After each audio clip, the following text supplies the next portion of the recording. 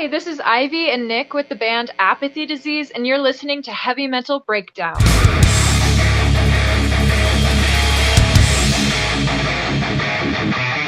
Ivy, the first thing I noticed when you jumped on was that necklace.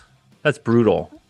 Yeah, Like you're not someone who I want to run into in the pit, or even just around general. I'd be like, oh, that's gonna hurt me somehow. yeah, I've accidentally gotten caught on people actually Yeah, in the I pit bet. I bet you before. have.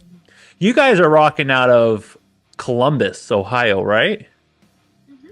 So I originally found your page off of some of the boys in Faith and Failure. Mhm. Do you guys know them? Yeah, Yeah, there's what's your relationship with those dudes? Oh, and also Eden Has Fallen. I've had both yeah. those artists on the show before.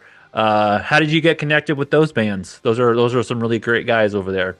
Oh gosh, I couldn't even tell you when I met Thomas from Eden Has Fallen.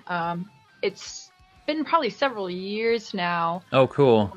but we've just sort of had this connection of, like I would go out to their shows and we were just in the scene together. And in Columbus, I feel like that's sort of enough. You go to Yeah. you go to different music scenes together and you just instantly build a connection. Yeah, it definitely seems like the Columbus music scene and like with indie artists, like you all kind of like know each other. Mhm. It's Yeah, pretty no, cool. exactly. Like, Yeah. even if not directly, like you've heard Right. of most people. Right. I mean, there's so many connections and relationships building off of Instagram right now. Like some of my best friends I met just like hitting up on Instagram and like not meeting them in person for a while. Like it's weird the way that our connection works these days. Weird. What's up, Nick? I see your name down there, but I don't see your face. I wanted to see your face. But how are you Yeah, doing? yeah, How are you I've got pretty doing? bad resting bitch face, so I just thought I'd spare you. What is your role in the band, Nick? I play drums, You're the drummer. and I do a little bit of songwriting as well. Just do that on the old acoustic at home. I wrote our song "Bleeding Heart" off of our latest release there. Cool. Cool. Ivy, so I would assume, oh, well, are you playing any instruments in this band or are you just fronting it? I am singing, songwriting, and playing guitar. That's cool. That's cool. How long has Apathy Disease been a band for? How long has this been going? Several years. We've shifted in and out of different members, but overall, the project started in, I want to say, 2021. Um, and I wasn't sure, what year did you join, Nick? Do you I know? joined in 2022, I believe, summer of 2022. That sounds right. When in 2021, out of curiosity, was it early? And I'm asking for a specific reason. I'll follow up with that. But yeah, when in 2021 did this launch? I want to say mid 2021 because I remember specifically like wanting to release music near Halloween, but I wasn't Mm. able to. But I wanted to. You're like, this is probably going to take some more time than a couple months to get some out. Well, the reason why I asked because the year before that was a really heavy year for everybody. And a lot of us found ourselves and we started working on things we were really passionate about. It gave us 2020 gave us a year of reflection and a lot of amazing art and a lot of really amazing ideas. Do you was the state of the world at all have anything to do with why this project even got started? God, yeah, absolutely. Yeah. I originally I came up with the name while in isolation, and I didn't even Mm. know at the time that it was going to become like a band name. Just started sort of as a concept, and that concept was that we are so apathetic towards everything because we're constantly hit with hard hitting events, you know? And so how is it possible to, you know, grasp onto one thing and, you know, really take it to heart when everything, you're just overwhelmed with just this constant media consumption. And that's sort of how I was feeling. And I was feeling also like we were being failed by different political leaders, and that overall the system is apathetic to the struggles of like the everyday person. That was another thing that I had heavy on my mind. And I had just been drawing some skull with like flowers coming out of the head, and I was incredibly in a place at that point. And at a place. yeah. Yep, me too. It did that to us at some point too. Yeah, so in probably the edgiest font I could think of, I started scribbling apathy disease next to it. But yeah. Disease has always, well, not always, but in the last 5 years or so, I would say, well, yeah, maybe around 2020. That's funny. Disease has been a word that has just stuck with me. And I'm bringing that up, especially because you're rocking out of Columbus, Ohio. My favorite band is Beartooth, and who are from Columbus, Ohio. And I've traveled to Columbus to go see him. I was at Kemba Live, which was a dope spot. But they have an album out called Disease. And the lead singer has talked about, you know, when he was kind of going through a lot of his dark moments, there was a specific night that hit really hard, and he thought to himself, this is a disease that I have. And it sparked the entire name of the album, Disease, and there's a song called Disease. And I thought that was a good way of kind of putting some of that pain into just a word and kind of just letting it sit there for a bit. Disease. I don't know. There's something about it. It's uncontrollable. Yeah. Something that's uncontrollable, but also mental. So it kind of just puts you right there. And like I know what I like. For me, it sparks an emotion, just that word alone. So then the name of the band already has a really heavy meaning to it. Yeah. Thank you. What apathy disease sort of means for me, you know, I picture, you know, walking past a guy and they just mean mug you. You know, they're making a profile of you before you even know them, or they even know you. And you know, well, I mean, especially with COVID times and just the climate of everything, everybody's so judgmental of everybody. Everybody has their social score, you know, and you know that I feel like people feel a cost for caring for others. You know, I myself feel like fairly like empathetic to those around me, but like I feel like even I fall victim to the disease sometimes, in that you know, like I can't, you know, bring myself to care about things that I really like feel like I should deep down.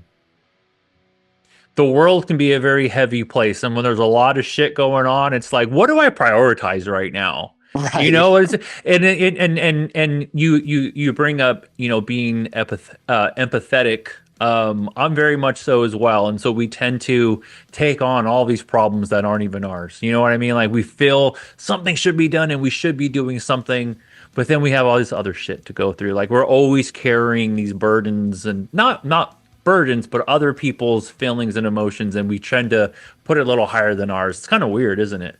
Oh yeah. Yeah. I don't know, the whole putting our emotions higher than other people. You know, it's just um, I don't know. Well, no, it's I want to putting say their it's sad the emotions way it's higher. headed, Yeah. but like Mm. at the same time, I feel like a lot of people are realizing in themselves in this time that life is more than just the personal ego kind of stuff. I think there's a lot of wake up calls these days to that Yeah, sort of thing. I think so too. Absolutely. Um, so, have you guys done many shows out in Columbus yet? Yeah, we've done a couple. We've also done a show out in Yellow Springs and a show out in Dayton. We're sort of trying to branch out as much as we can, especially Yeah. I'm originally from Yellow Springs, Ohio, and Where's Yellow Springs at? it's like an hour away from Columbus, Okay. and Okay. 30 some minutes from Dayton. Um, Okay. Yeah, I've done a little travel through Columbus. I'm sorry, not Columbus, Ohio. I've been to Cleveland. I went to Cincinnati. I've been to Columbus. It just has a cool vibe out there. I don't know. There's something about Ohio. Maybe it's growing up on Hawthorne Heights or something. I don't know. But yeah, there's just something. Like when I was in Cleveland, it just felt good. I don't know. Like I went to the Rock and Roll Hall of Fame and it was just good vibes there. I have always wanted to go to the Rock and Roll Hall of Fame. Um, Columbus is where my favorite band's from. So when I went there to go see them, and I went to Cincinnati to go see them too. So it's just like all these great memories from Ohio. It's a cool place. A lot of music there. A lot of music history. Yeah. oh For yeah. sure, for sure. And I'm currently living in Dayton, Ohio. I don't know if you're familiar, Yeah. I've never been there, but definitely know about it. yeah, the music scene out here in Dayton, we have like so many bands on the scene, and Mm, lots of really good venues too. So a lot of support for local music out here, yeah. yeah, Yellow Springs is a little bit closer to Dayton, sort of, kind of, but I grew up like 8 minutes from Yellow Springs, so Oh, it's sort of okay. crazy. Like Ivy and I didn't even know each other, and we had probably been crossing each other's paths, going to open mics and stuff like that, and like we Mm. didn't even meet each other until like starting Apathy Disease. So it's sort of a funny little coincidence there. Yeah, you guys probably ran into each other in the pit somewhere. Yeah, You right. probably got poked by a necklace at some point and had no clue what that was going to start at some point in your life. Right. How are the fans and the audiences perceiving this music so far? What do you feel like the overall consensus in Columbus, Ohio, is about apathy disease? Yeah, it's been overwhelmingly positive, especially just in these past couple of years. I made a lot of connections with other bands and artists, Hmm. and like we are so in support of each other that immediately I was just overwhelmed with support, even financial support, which we made our album free with optional donation. So I was like a little bit surprised, but people Yeah, want to, you know, yeah. support us. Not every band is getting financial assistance at the moment. Yeah. It's a rough time for musicians right now. It really is. Just streaming bullshit, the Hmm. influx and oversaturation of just all these bands that are just it's a lot. It's a lot. So when you can stand out a little bit, that's fucking awesome. That means you guys are doing something right. Yeah, thank you. Yeah, it sure is a tough climate out there, but we're pushing forward, making new music, and just trying to have a good time with it. Just trying to have fun. That's the whole point of the whole thing. Um who are some of the band's influences? Like if you guys had to say, oh, we listened to this band, it inspired us. Who are just some of those bands? Yeah, so I'd say some of my influences. like right off of the bat, it didn't start out intentionally, but it sort of molded into being heavily influenced by Evanescence. It Mm. didn't start that way, but just the fact that I was doing melodic sort of vocals and the sort of lyrics I was writing, and the fact that it was over something heavier and kind of overall a slower tempo, a lot of it has sort of matched with Evanescence, And as to well be as that, to, and coming all that power coming from like this kick-ass woman too, I bet stuck with you as well. I yeah, used to always say my wife was going to be Amy Lee. Unfortunately, that didn't happen. But I have an even better woman in my life. But I always said Amy Lee was going to be my wife one day, but that didn't happen. So here we are. yeah. I saw her in concert and she's just incredible. I've never Another seen them. yeah, another incredible powerhouse of a woman in metal, Tatiana from Ginger. Um, Yes. Okay, cool. Powerful. I really feel inspired by her melodies. I can't do distorted vocals. I've tried. Um, but I can at least do sort of some of her clean vocals. And Okay. What about you, Nick? Who are some of Well, your influences? Who are some of your drumming influences? It's funny. Before I know I asked you a question and then I started talking. oh, you're all Um, good. drumming is something I've always been fascinated with. Just I know how to play a little bit, but I had always wanted to be a drummer since I was super young. And when I really got into music, my parents didn't really want me to be a drummer, but only because of the noise and how much space it took up. And one of the days, my dad was like, if you drop this drum thing, I'll take you to Guitar Center right now and buy you a guitar. And I was like, huh. All right, let's go grab a guitar. So that's that's kind of how my music journey went. But I mean, growing up listening to just like Travis Barker and Joey Jordison, the Rev from Avenged Sevenfold. I mean, I was always just like, I love watching drum videos, and I'm just like, they're doing so much at once. This is nuts. Who are some of your drumming influences? Well, I think it's fair to start with. I'm a old kind of rocker, you know. I like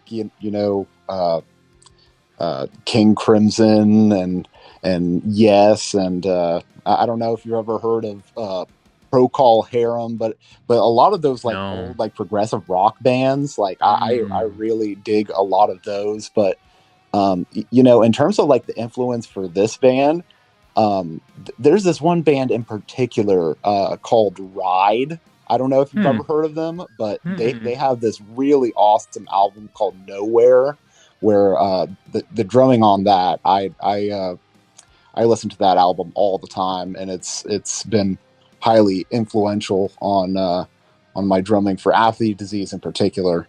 Hmm. Now, are either one of you part of another band? One thing I'm finding in like the indie scene, a lot of people are doing multiple things. They have this project where they get one side out of them out, and another side where like, I also love punk rock, so I'm gonna go join this punk band. Are you guys doing anything else, or have you done anything before this? What has been kind of your musical journey leading up to this point? yeah, so me personally, I'm not in any other bands. I play my own solo stuff sometimes at open mic nights, and I'm Cool. planning on recording some solo stuff Nice. eventually when I can figure out my DAW, how I can make Yeah. that work. Um, but however, Nick, do you wanna? Yeah. So I'm in a blues rock band called Colin Richards and Spare Change, and Interesting. Okay. and that band, we actually threw a little festival. It was the first annual Change Fest, and we had Hmm. Apathy Disease out playing that, and Nice. it was a very DIY thing, and I don't know if you're familiar with the Hocking Hills area in Ohio, but No. it's like think like southeastern Ohio, up in the Appalachian Hmm. understory there. Just Okay. beautiful, beautiful scenery, and yeah, we had Apathy Disease play there, and you know, you were talking about reception earlier, and it was really cool. You know, sort of mixing the two audiences there with my blues band and Apathy Disease, and you know, getting to have some of those people that usually listen to me uh, play like bluesier kind of stuff. You know, get down with it with the metal stuff, Yeah. and just get a lot of that harder energy. It it was really a great festival, and we're planning on throwing it again this year. Yeah, one of the cool things about having another project that you do is something that I have found is that sometimes bands don't work out because they want to do something different. You know, like they'll someone will step away because they have an itch to get a different side out. But when you're doing them kind of simultaneously, like everything's kind of just going good. You know, like I get to get this side out of me out on this project, and I'm get to get this side out of me on this other one, which Right. ultimately is a good balance because it just makes you that much invested in both of them because you love what you're doing. Yeah, yeah. Yeah. And I recently started a thing with it was actually with my bass player that I play with, and Spare Change, and my friend Luke Hummel. We started a little project recently called The Famous Recipe, and it's a very like psychedelic rock sort of project, and uh, that one's been going good too. A lot of like um, I suppose you could call it like abstract and ad hoc sort of areas to that one. So that's been sort of fun, getting a little bit improvisational with it. Cool. Just multiple places to for an outlet for when you got shit going on in the head. Hey, I'm gonna go do this. I'm gonna go do instead of getting angry and taking it out on someone. I've got a couple bands that I can work on some cool music for to get this shit out. Yeah, yeah, for sure. Especially, I mean, I work full time doing software development, so Mm. I'm in front of the computer all day. Gotta let it out somehow. Yeah, absolutely. Um, so we are here because of a song that you guys wrote called Venom. Why did you choose this song and what does it mean to you?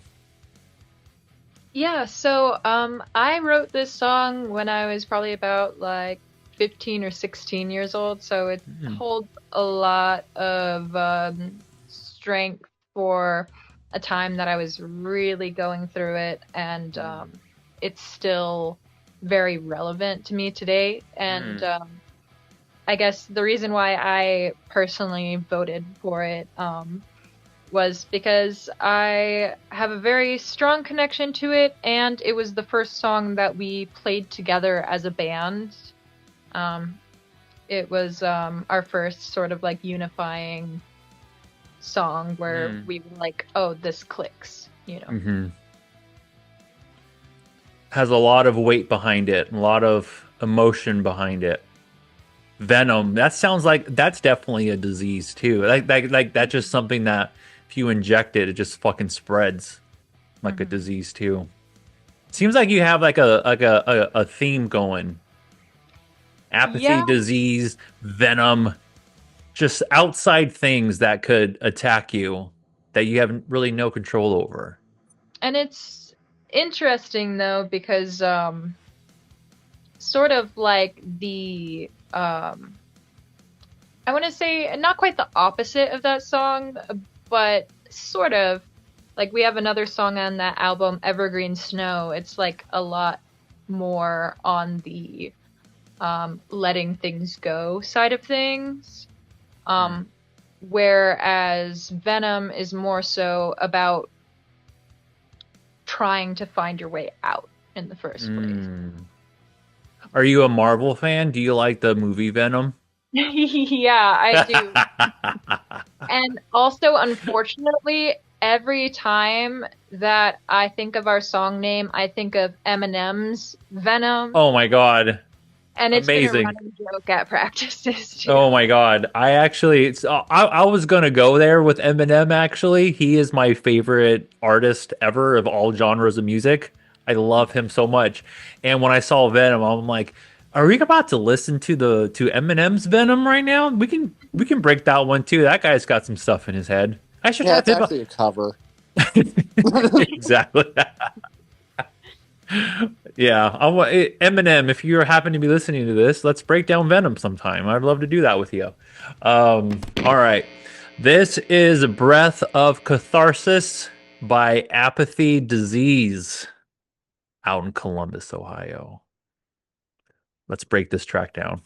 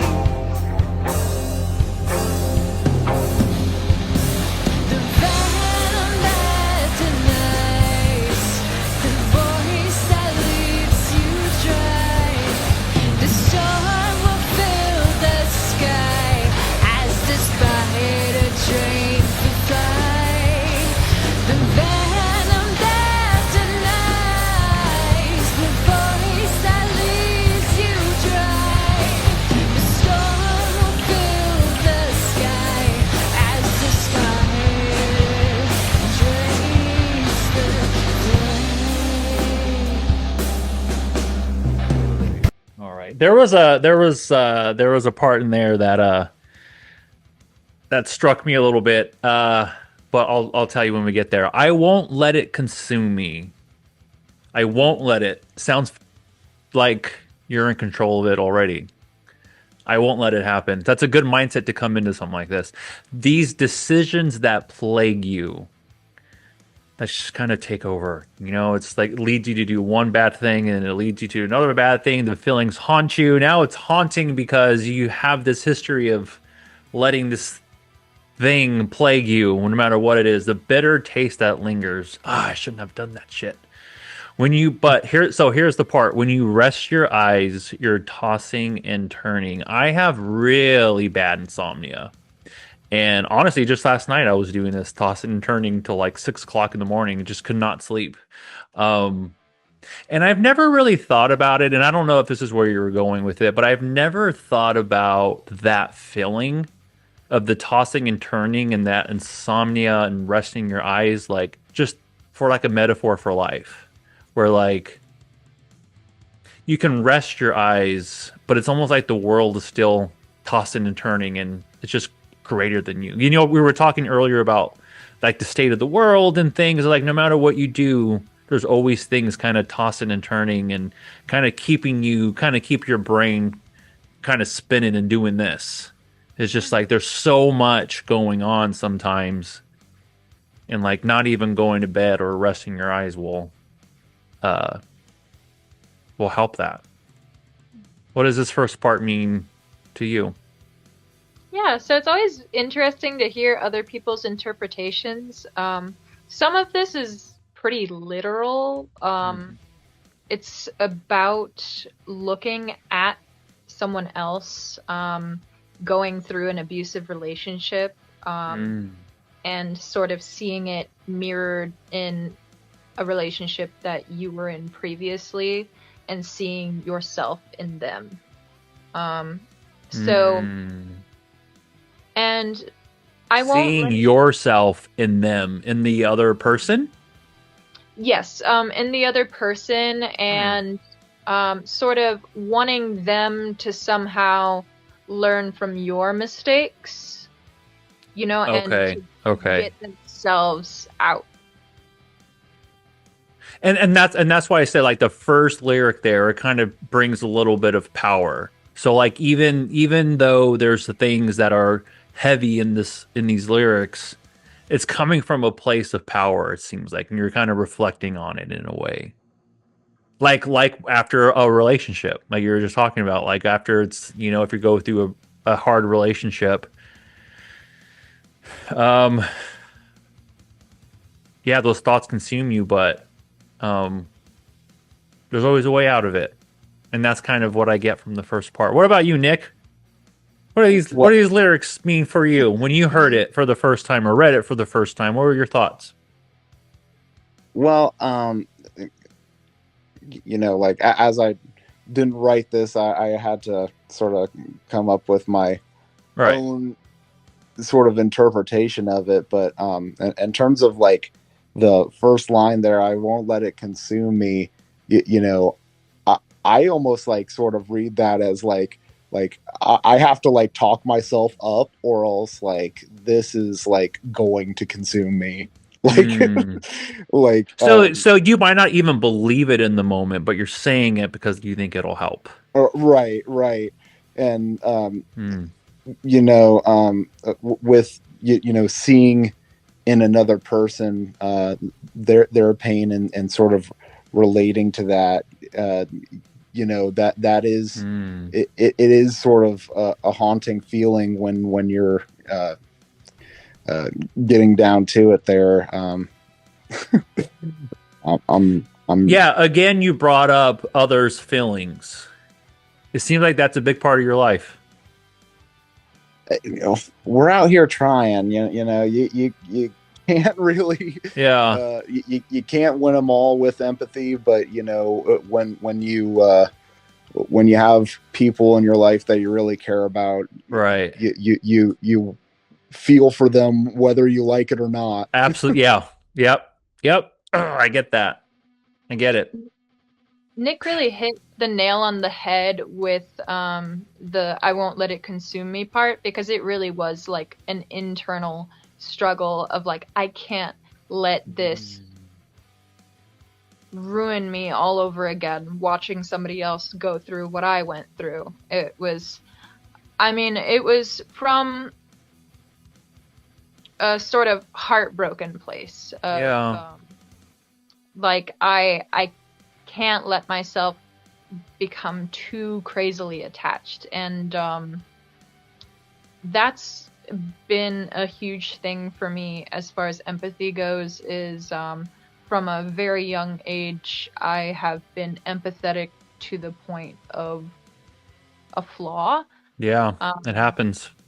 mhm. Me too. So Been just there. getting caught up in everybody else's world and not giving myself peace.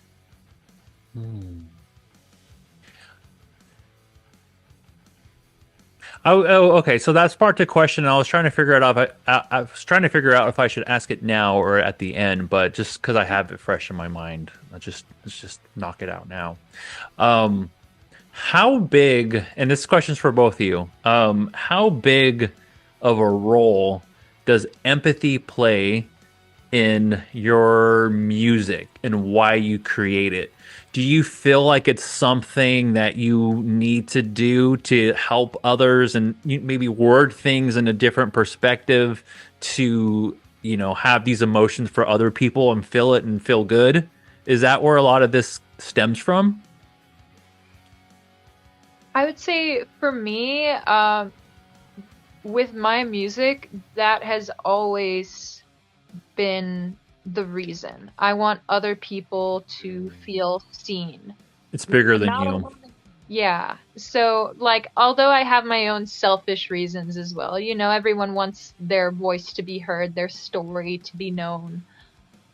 But the overarching feeling is just that I remember a time where I felt utterly alone, and then I listened to a song, and that song made me realize that my feelings were valid, or that I wasn't alone in my experiences, or helped me go down the right path.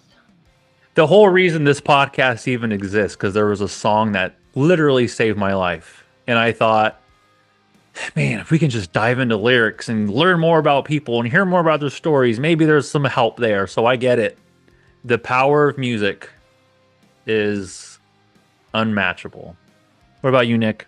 You were talking about, a song saving your life there, which really is like that. That's a beautiful story there, man.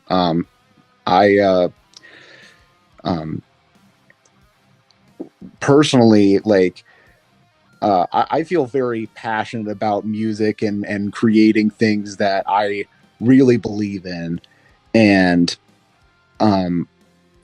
in believing in it, I believe in the impact of not only lyrics, but music taking you to a place that you can escape into and feel just a little bit better if you're in some downtrodden times. You want to use music as a tool to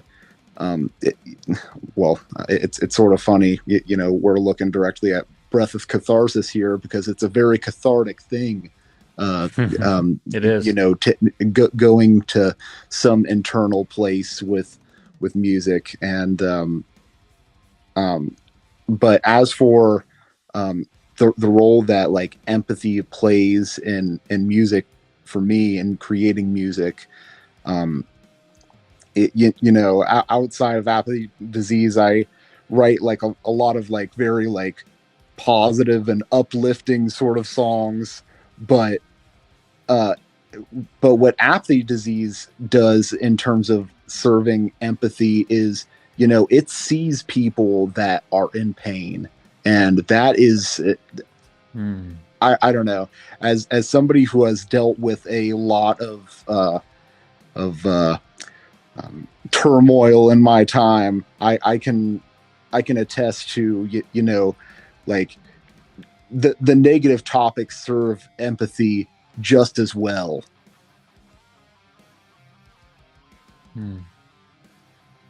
And it's with the way that it's worded, I know it was coming from like a dark place. I won't let it consume me. You're saying that to kind of hype yourself up, but it's also very powerful too. There's a lot of power in just even being able to say the words.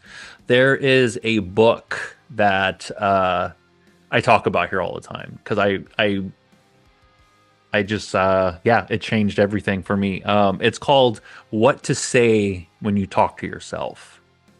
And even if you don't believe it in the moment, just saying certain things help rewire your brain, because when you say things enough or you see them enough, you kind of just start to believe that that's what it is. Like if we keep telling ourselves bad things, we'll start believing bad things about ourselves.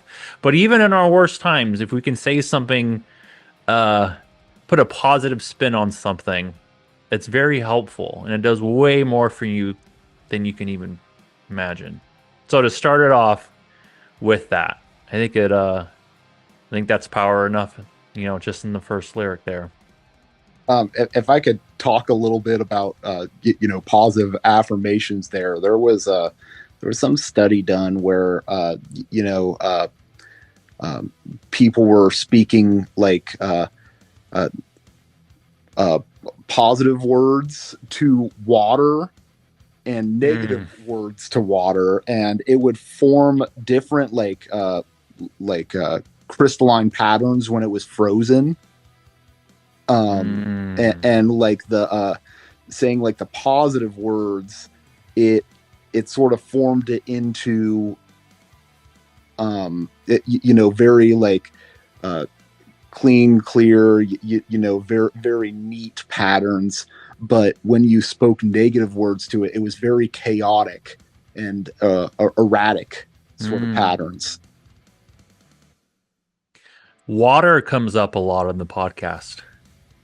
Um, there's something about just being near it and watching it and smelling it and listening to it that brings peace to me and a lot of people. So to think about it frozen and putting a negative connotation to it and a chaotic, that's wild.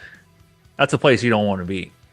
Yeah, for sure. It's frozen, so the way to put the spin on it is that it's frozen now, but it won't be frozen forever. It's going to get right back to that calm place before you know it. Yeah, I like that. The venom that denies, the voice that leaves you dry, the storm will fill the sky as the spider drains the fly. The venom from a spider. It's almost like the voice that leaves you dry is like, what I get from that is there's a lot of power in words, which is why I do lyric breakdowns. I've always been fascinated by what people say. Voice and negative words thrown your way can be venom as well. It doesn't have to be a literal sense of venom. It can just it could be anything that causes pain, or just feeling like something's taken over you, and like a voice that leaves you dry. Like you don't even know what to say. You don't even know what to say anymore. And then when you look up, the storm will fill the sky. It's like, I don't know what to say, and the world is kind of just going nuts around me right now. Storm will fill the sky. Also another place you don't want to be. You don't want to be stuck in, outside somewhere when that shit's going on. So heavy, would you say this is the course? Or Yep. yeah, heavy course there. It kind of ties.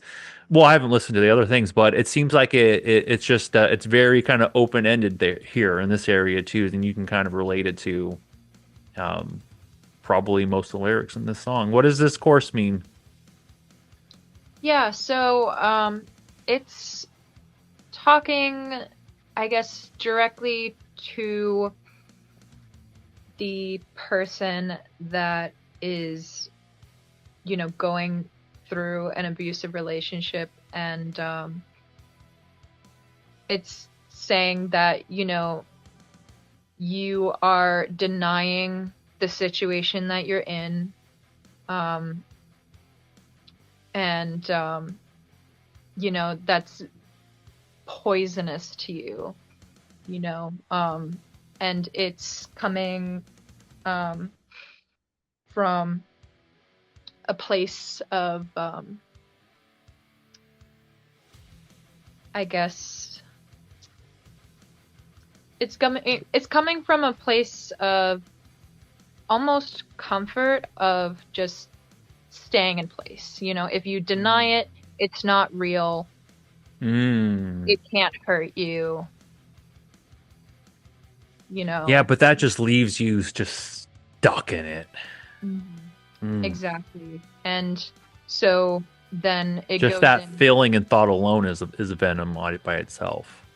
Yeah, exactly. Because not only are you denying to others your experiences, but you're denying to yourself. You are gaslighting yourself. You are denying yourself credibility.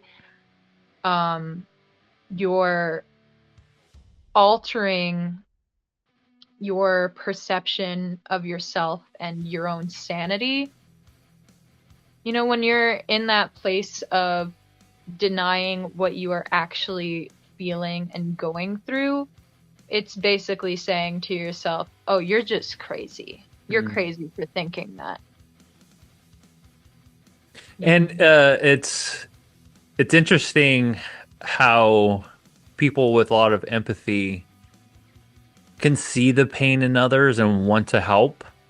But then when we're going through it, it's like, where did that part of me go?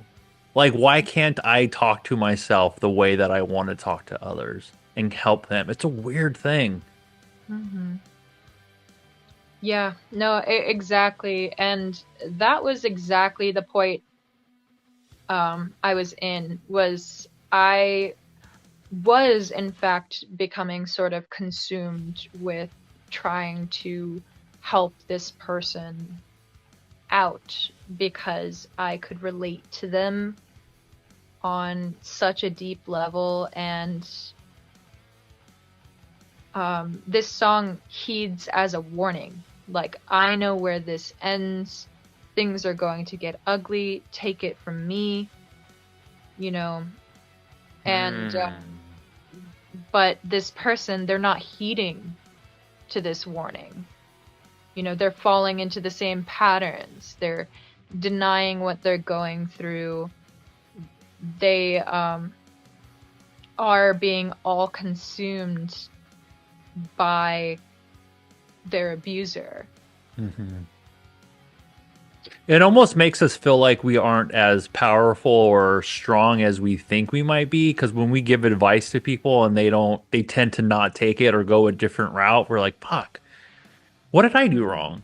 And then we take it personally, and then, you know, we get wrapped up in it, and it's just a cycle like that kind of goes around. But I get it though, and I've come to a place of like, okay, you can't help everyone, and you definitely can't help those who don't want the help. So it's it's kind of a waste of empathy on the people who don't want it. And that's kind of helped me. That's, that mindset has kind of helped me guide that emotion for me. Doesn't always work, but sometimes I'm like, okay, they didn't want it. I offered it. I'm going to accept it is what it is. Mm-hmm. I get it.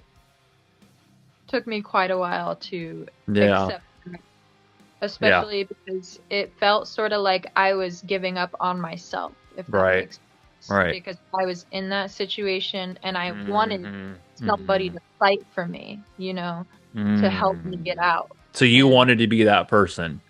Mm-hmm.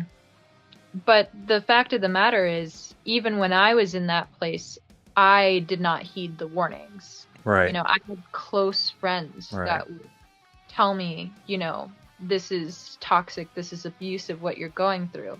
And then I would turn around and, tell this abuser, like, hey, I'm concerned about our relationship. These behaviors are alarming. I talked to a friend and they said this. Then he would turn around and say, your friends are toxic. They don't understand us. And instead of listening and trying to understand like the deeper meanings in what you're saying, it just went straight to kind of an attacking place. I get it. It's rough. But music is a great outlet to let that shit out. So speaking of music, let's keep listening to this track.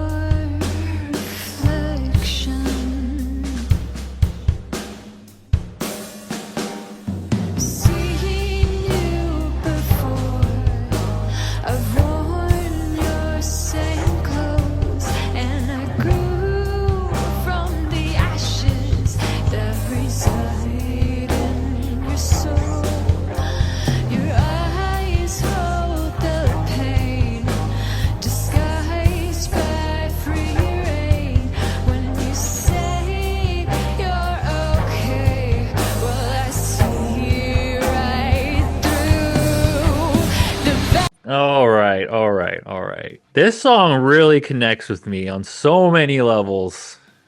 It's wild. I love it. Okay, wake up in the morning and smoke your cancer.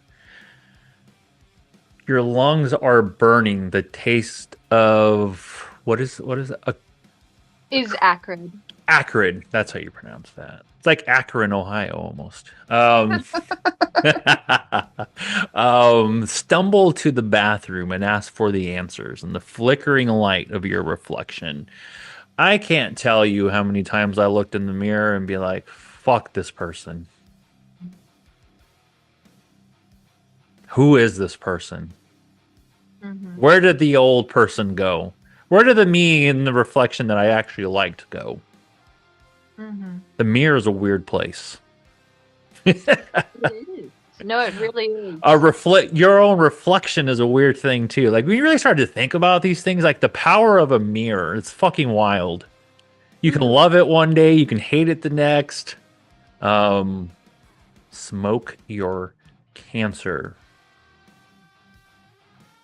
To me, that takes me to like a narcissistic view of the words are your cancer.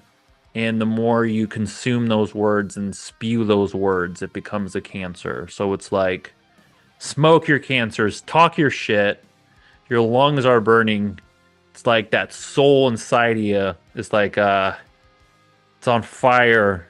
It doesn't feel good, and that's probably how a lot of people feel.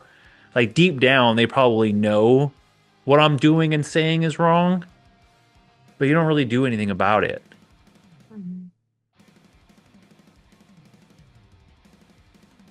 Yeah, it's Or it really can almost even be smoke your cancer of than like you're doing this to yourself. Like I'm the one ingesting this, and I'm the one who's letting it destroy me. hmm No, exactly. That that second one. Okay. Yeah.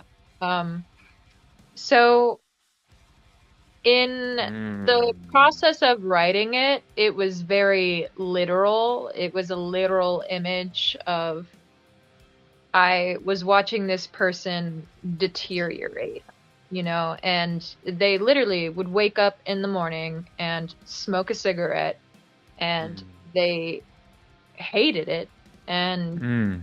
they hated their appearance. They hated how their life was. They were losing weight dramatically because of the relationship. Um, they were Mm. becoming a shell of themselves. They were losing creativity. Mm. I've been there. That was a Mhm. rough relationship. Yeah. Destroyed me from the inside. Yeah. So, but at the same time, it quite literally is the perfect metaphor for, um, you know, I guess choosing your poison, you know, Mm-hmm. um, because, when people smoke cigarettes, they know they're bad.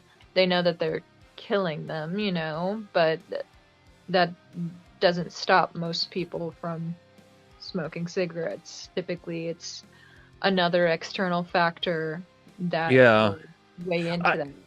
I think the strong thing there is smoking, even though they didn't want to.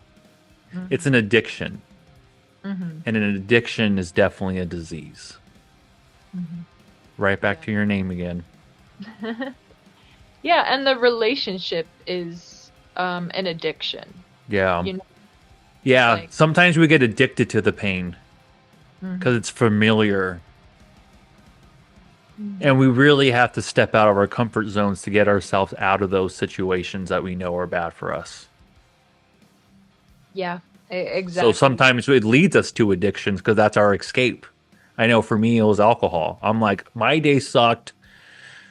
I can't even go home and be happy. Uh, the person I'm with, it's just like, I didn't even feel comfortable in my own apartment. So I would just end up drinking all night to kind of escape that. Even though I didn't want to drink, I did anyway. So I get the feeling of doing something you know is wrong for you, but feeling like you need that to feel normal. Mhm. What's going on with your thoughts, Nick? Uh, so, sort of like tying into the chorus here, it's like a very like spiraling kind of nature with it, where the second verse there, it's sort of getting into like you're already in that spiral there. You're already deep down in it, and you're looking at yourself and your own, uh, depression, to be blunt, Mhm. and you're just trying to find like something in all of this, but you know, it's hard, and you know, I think, um, well, I mean, it's the next section afterwards, but you know, that really brings into like this is an abuser, but what I think of with this whole thing is that like I am the abuser of myself, you Mm-hmm. know. Mm-hmm. Like with depression, that's like especially the case where Yeah. you know, you you spiral so much where you get into a spot where you're almost like bringing it upon yourself whether you like it or not. That concept of what you say when you talk to yourself, when you start to say things in your head, you start to believe them. And when it comes to addictions, it works the same way. Because like you think you need this, you think it's helping, but like it's kind of starts gradually, right? So it's like this made me feel good one time, or I was able to kind of snap out of a comfort zone one night because of alcohol. It took me to a different place that made me feel a little bit more open. So you have one good experience with something, and then you that feeling sticks with you, and you keep doing it because you hope that it brings that back. Yeah, God, but it's it just ends up being less and less fun. Yeah. When you abuse it, it gets less fun. Right. I've seen you before. I've worn your same clothes, and I grew from the ashes that reside in your soul. Um, yeah, I mean, I think that part's pretty straightforward, and everything you were saying, it's basically just saying, "Hey, I'm still here. I've been through it. You can get through it too." hmm And yeah, it might still be haunting, and it might still be in your head a little bit, but that's okay because you need to kind of hold those things in order to that motivate you later. Like you were saying, this song was written, probably a long time before it was put out. hmm Um, but you're still here though, and it's still giving hope, just like that first line did. I see right through us empaths. We're as soon as we see someone in pain, that's what we start. Even if we've gone through our own shit and we're healed, it almost feels like we get right back into it just because someone else is going through it too. Yeah, quite literally, that was Yeah, exactly what was happening to me. It was yeah. like, not only was it re-traumatizing to me to a certain degree, but it was like I could feel every bit of pain that she was going through. Mm. And It puts you right back in it. yeah, put me right back in. Mm. And The it takes a down, lot of yeah, strength to care for somebody like that, you know, especially if yeah. you've been through you know, like a very similar situation, or you know, you're in frail times yourself, you know. Being there for someone like that is it, you know, it can take a lot out of you, and but you do it because you like really care, and you just want to see that person do better, and so you know, you look back on a lot of that self-sacrifice, and tend to feel good about it, but it doesn't feel very good in the moment. Hmm. But I wonder if that's because of if we do that to ourselves. Like Right. being able to separate the emotion of what you went through, be able to separate that from someone else's experience. We tend to hold that and reminds us of us, and we get wrapped up in it. But if Mhm. we can kind of acknowledge this is not my feeling, I am trying to do something good for somebody else, and then drop it after. But it's so hard to do. Yeah, I get uh, the song. I get it. cool. Yeah, Yeah, I get I it. I love know your exactly what you're talking about when I hear this stuff. Yeah, I've loved all of your interpretations though too, like before I broke some things down. Mm. I, as much as I love breaking down songs and into, their original meaning, it's also really cool sometimes to have people gather on their own. Absolutely.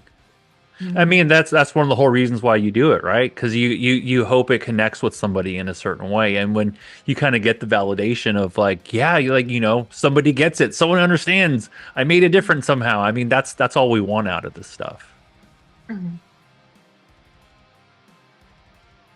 Your Uh, eyes. Sorry, go ahead, Nick.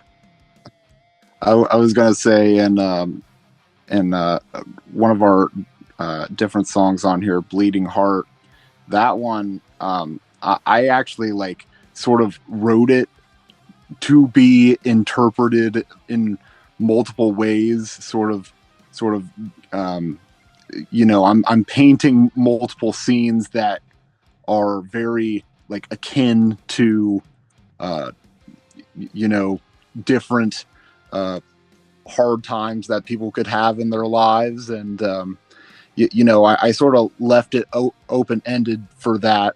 And of course, I was thinking of like times in my life, but um, in terms of the way it was written, it was sort of meant to be open ended in this way. But for this song that had like a very like specific story in mind, it's Mm. very cool hearing you and your interpretations of it, and sort of getting a different perspective there. Yeah, it really makes people think about what they're saying. It's funny. There's so many times I'll bring somebody on this pod. Oh, yeah. Well, this is the perfect example. If you listen to the funeral language, the snippet that I put out of that interview is actually him saying, I think the exact words were, I've never thought about other people dissecting my lyrics and what it means to them. He was like, I wrote a song and I put it out, but I didn't even think about the effect that these words hold and the meaning behind them, how other people can see them when they listen to it. It's wild. That's the power of words. Exactly. But they can also be a disease too if you take it in. So don't do that. Um, your eyes hold the pain. Mhm. I feel not easiest. How do I word that? I can tell when someone's going through something just by looking at their eyes. They can smile. Their body language can be cool. They can be listening to something positive. But if your eyes aren't there, you're not there. Mm. When you say you're okay, I see right through you. No matter what you tell me, no matter what you're doing, if your eyes are looking the way that they do, I'm not believing what you're saying. And I'm only saying that from experience, Mhm. because I've been there before too. So I think this part is pretty straightforward too. But yeah, the power of eyes. Hmm. Is that how you guys are able to notice pain in others too? Is by just by looking at their eyes? Yeah. Yeah, I think that might be like um, well, yeah, I suppose you could call it like an empath sort of trait. Hmm. Looking in someone's eyes and feeling like what they've got going on. Like, Yeah. sometimes I can, um, uh, sometimes I get home and I just look at my girlfriend and her eyes look a certain way. I'm like, what's been going on? Yeah. Doesn't even need to say anything. Right, right. Yeah. But I feel like it's also people ask me all the time, "Are you okay?" I don't know why. Even when I am okay, like people just like I must be like hard to read or something. But a lot of the time, people think like I'm not okay just because of the way my eyes look or whatever. But uh, Yeah. but yeah, like sometimes I genuinely am in a little bit of a tough spot, and they call me out on it, and I can't help but be like, yeah. I was kind of thinking about something like this just yesterday. I walked across the street to the bodega, and the guy who I see all the time there, he goes, "Hey, how you doing?" And I was not good, but I said, "Oh, good. How are you?" Weird. It's weird that we do that. It's just so common. I'm good. No, you're not. You're dismissing yourself there. Yeah. I tend to kind of make a joke out of it sometimes. Like I'll be like, "Oh, if someone asks me how you doing," I'm like, "I'm still here." Yeah, that's a more honest one. Still here. Or, been better. How about you? You know? But then it just makes the conversation awkward if you tell people how you're really feeling. Because Right. then you're just in this moment of like, "Hey, dude, I'm just trying to sell you an energy drink here. Like, we're not, you know." Like, I don't actually care about how you feel. I just want you to get out of here. Exactly. Buy something from me, then we'll talk. All right. Well, there's no really new lyrics here. Let's keep listening to the song. Let's write it out because I want to hear the rest of it.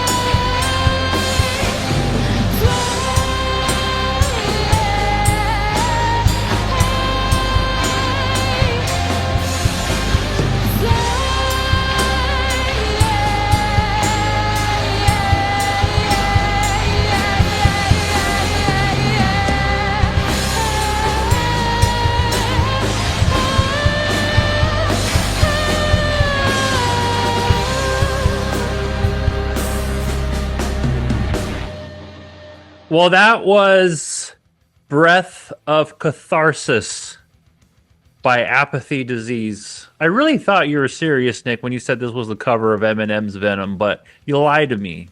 Got to keep you on your toes. Yeah. Exactly. You know, just Venom by Apathy Disease, but you know. So that last part I was telling you about, Fly. Even the way like you are what's the word? Not presenting, but the way you are delivering that line, it almost seems like that's a positive place. Mm-hmm. There was definitely parts I felt like your delivery was heavier than others. And not really heavier as in louder, but just heavier emotion behind it than others.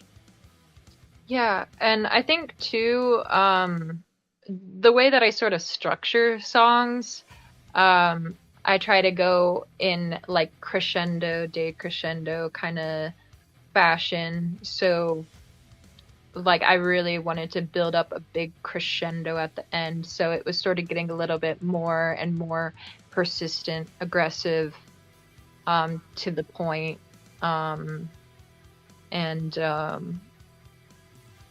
Then at the end, it's just sort of this release. So since this song is something early to you, something you wrote a while back, when you released it and it was out for everybody to finally hear it and finally kind of get a glimpse into your brain a little bit, how did it feel releasing it out to the world to be able to read these lyrics and learn a little bit more about you? How was that when it comes to like mental health and just pressure and all that kind of stuff? How did you feel knowing that it was out for everybody to do this, what I just did?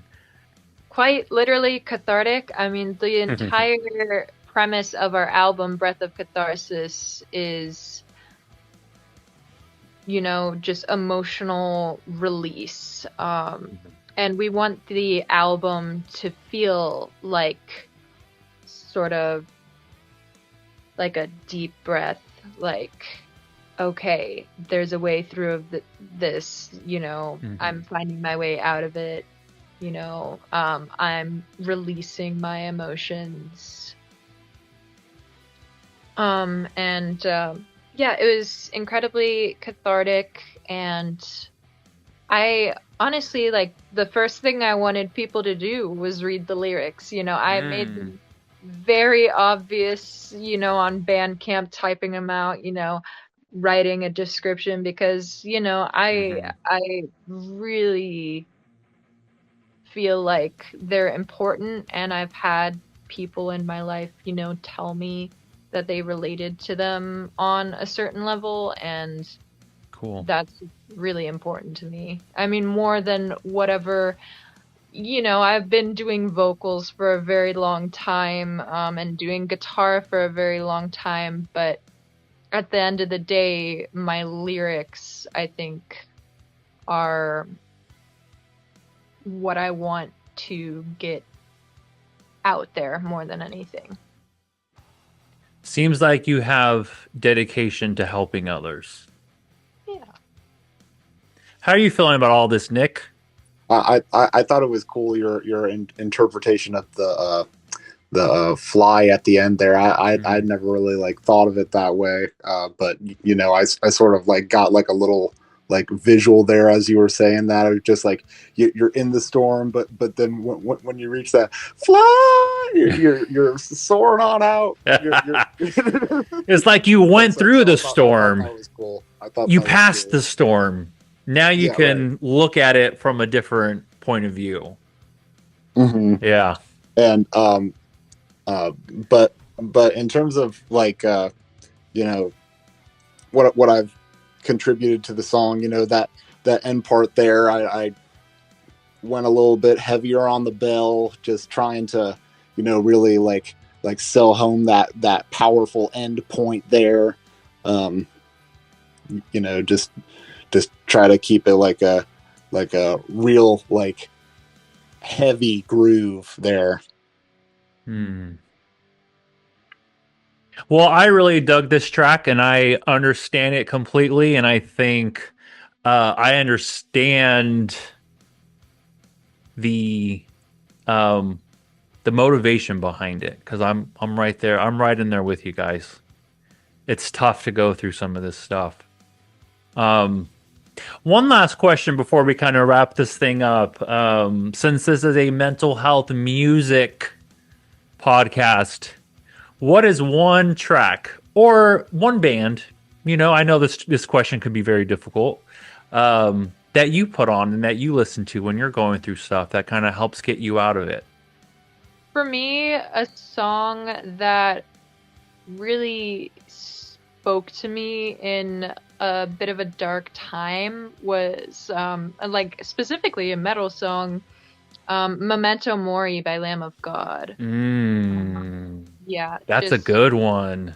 Yeah, because I was sort of in this place where I was giving up, and just falling into depression. And he's quite literally saying in this song, hey, wake up, you've got more life to live, like, remember, you're gonna die at some point.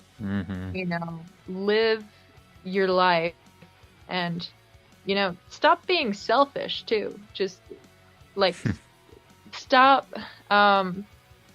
being so internally involved that you're not present. Yeah, not present. Exactly. Yeah. I get that way all the time. What about you, Nick? What's your go-to listening for when you need to get some shit out? Well, I'm a big car singer kind of guy, and I also love my Warren Zevon. There's a song by Warren Zevon called "Bed of Coals." That's sounds painful. It's a very like soulful kind of song there, and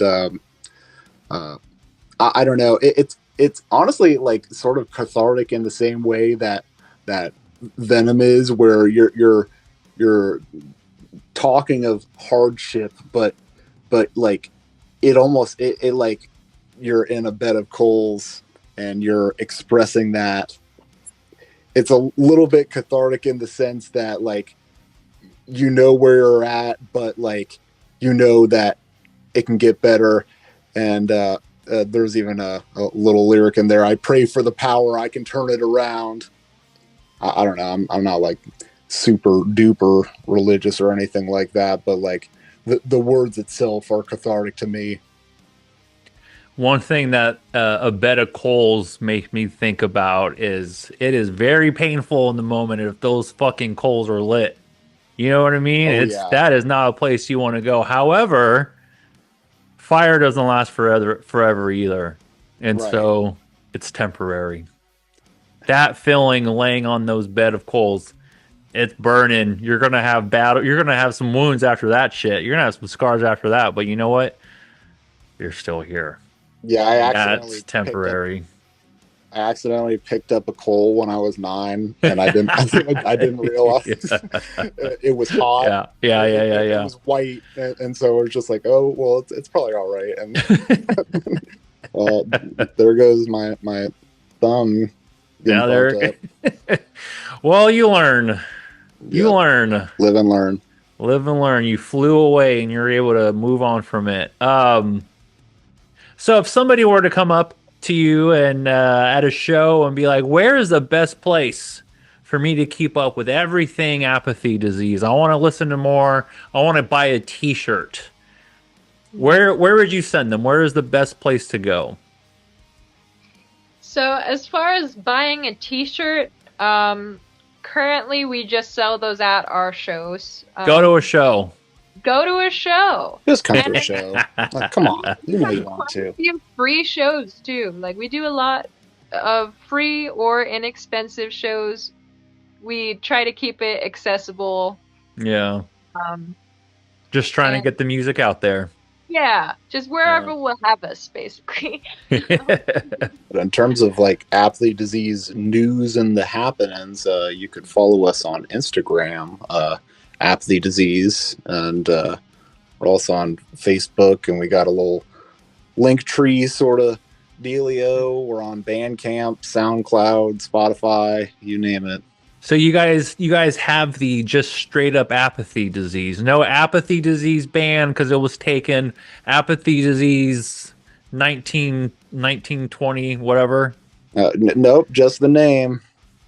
So that However, if you try to look us up on YouTube, you will come across a bunch of medical videos talking about depression and Alzheimer's. So, and then they're scrolling through that, and then this song pops up. Yeah, I'm gonna check this out. Yeah. Well, you guys don't make it. May not be affiliated. If you like that content, you're affiliated. Come check out everything else got. Go to our Instagram. It's super easy. Well, you guys made it super easy to be able to find you. Just at Apathy Disease on Instagram. Guys, go follow them. Go check it out. Venom is a hard-hitting song. And dive into the lyrics of the other ones too. And if you have your own interpretation of Venom, hit up Apathy Disease. Let them know what your view of it was. We'd love to hear it. Yeah. Well, thank you so much for coming on this podcast. I know it's late, and I apologize for that. I know it was a little bit of a later episode, so I appreciate you guys coming on at this time of night and talking about your feelings. It's not an easy thing to do. Yeah. So I appreciate it. Yeah, thanks for having us.